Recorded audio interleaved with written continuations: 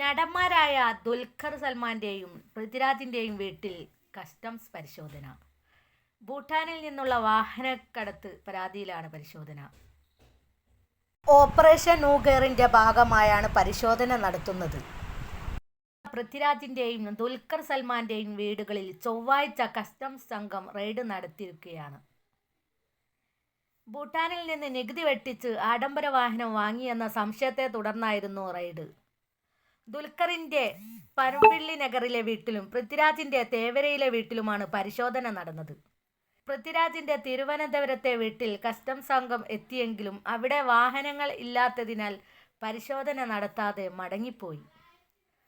മലയാള സിനിമയിൽ വലിയൊരു car collection തന്നെയുള്ള നടന്മാരിൽ ഏറെ മുന്നിലാണ് ദുൽഖർ സൽമാനും പൃഥ്വിരാജും.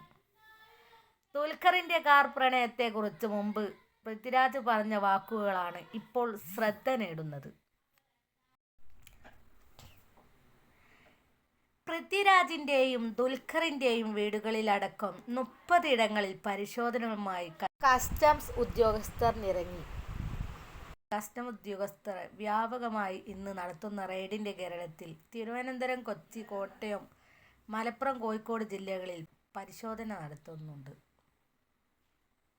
കേരളത്തിലെ പ്രമുഖരായ വ്യവസായികളുടെ വീടുകളിലും കാർ ഷോറൂമുകളിലും പരിശോധന നടക്കുന്നുണ്ട്.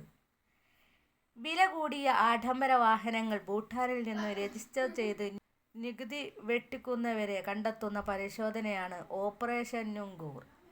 ഇത്തരത്തിൽ വാഹനങ്ങൾ കൈപ്പറ്റിയ ഉപഭോക്താക്കളെ തേടിയാണ് ഇന്ന് പരിശോധന നടത്തുന്നത്. ന്യൂഗർ എന്നാൽ ഭൂട്ടാൻ ഭാഷയിൽ വാഹനം എന്നാണ് അർത്ഥം.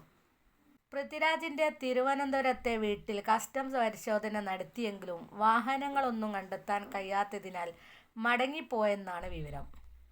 കൊച്ചിയിൽ തേവരയിലെ പൃഥ്വിരാജിന്റെ ഫ്ളാറ്റിലും പമ്പള്ളി നഗരിലെ ദുൽഖറിന്റെ വീട്ടിലും പരിശോധന തുടരുകയാണ്. റോയൽ ഭൂട്ടാൻ ആർമി ഉപേക്ഷിച്ച 180 വാഹനങ്ങൾ നിയമവിരുദ്ധമായി ഇന്ത്യയിലേക്ക് കടത്തി ഹിമാചൽ പ്രദേശിൽ രജിസ്റ്റർ ചെയ്ത് 4 ഇരട്ടി വിലയ്ക്ക് വിറ്റയച്ചെന്ന വാർത്ത നേരത്തെ പുറത്തു വന്നിരുന്നു.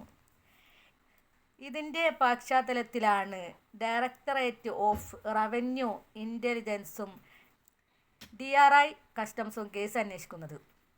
Land Cruiser, Land Rover, Tata SUVകൾ, മഹീന്ദ്ര ടാറ്റ ട്രക്കുകൾ എന്നിവയും കടത്തിക്കൊണ്ടുവന്ന വാഹനങ്ങളിൽ ഉൾപ്പെടുന്നു. ഭൂട്ടാനിൽ രജിസ്റ്റർ ചെയ്ത വാഹനം ഹിമാചൽ പ്രദേശിലെത്തിക്കുന്നു. അവിടെ നിന്നുമാണ് കേരളത്തിലേക്ക് എത്തുന്നത്. ഹിമാചൽ പ്രദേശിലെ HP 52 രജിസ്ട്രേഷൻ നമ്പറിലാണ് കൂടുതൽ വാഹനങ്ങൾ രജിസ്റ്റർ ചെയ്തിട്ടുള്ളത്. അവിടുത്തെ രജിസ്ട്രേഷൻ അതോറിറ്റിയുടെ NOC ഉൾപ്പെടെയാണ് കേരളത്തിൽ കാറുകൾ വിൽക്കുന്നത്. കേരളത്തിൽ എത്തിച്ച പല വാഹനങ്ങളും രജിസ്റ്റർ ചെയ്ത് KL നമ്പറുകളിലാക്കിയിട്ടുണ്ട്.